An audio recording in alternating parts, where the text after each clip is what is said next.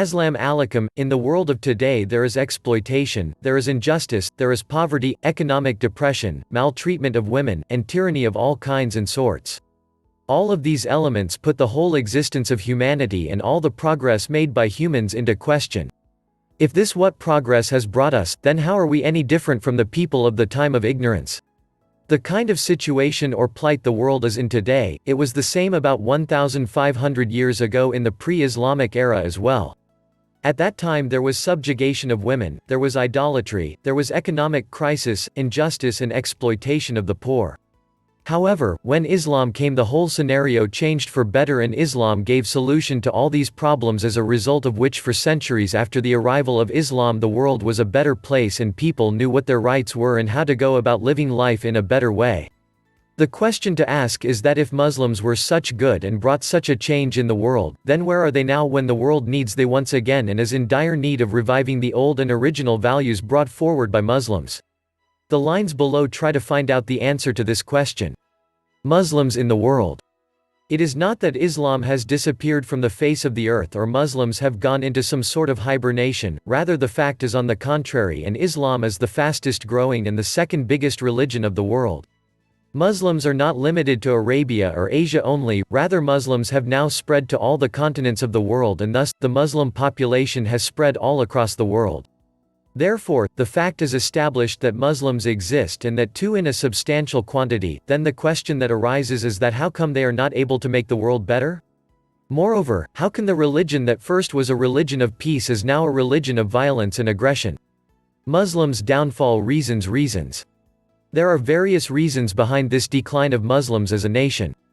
Muslims who were once the best of the nations and ruled over half of the world with a system that guaranteed justice and peace are now in a plight where they are oblivious of their rights, duties and have fallen prey to violence and aggression.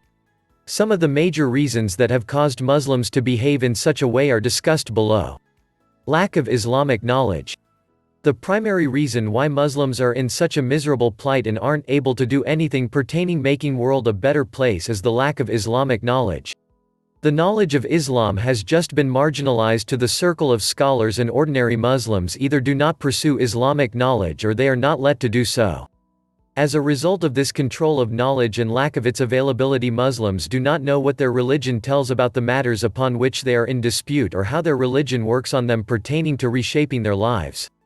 Thus, all the violence, the oppression and subjugation of women that is associated with Islam these days is just a wrong projection and misinterpretation of Islam which could all be bettered if Muslims start to gain Islamic knowledge and try to understand things under the light of Islam.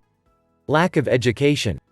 There is no denying the fact that the seeking of Islamic education makes a Muslim a better Muslim, however, one cannot deny the importance of worldly education as well. All the progress that one witnesses at present usually comes from the Western countries and the reason behind that is their efforts in the field of education. The reason why Muslims are far behind others whilst being one of the strongest nations of the world is the fact that Muslims have ignored the importance of worldly education and consider it as a vice rather than a virtue.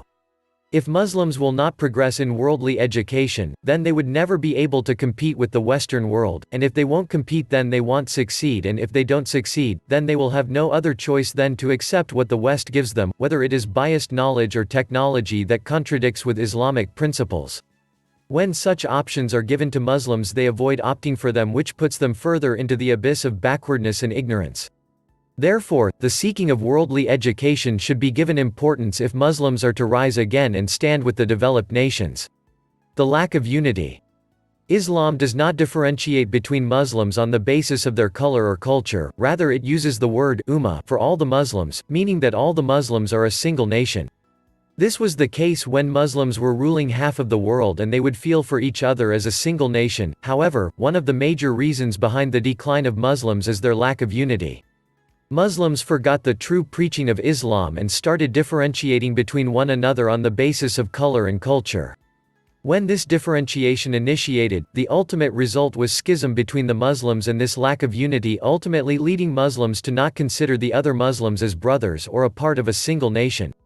Thus, this lack of unity has fostered selfishness among Muslim countries and this war of personal interest has caused Muslims to go against each other and take care of their individual matters only instead of focusing on the bigger picture and working for the rise of Muslim community.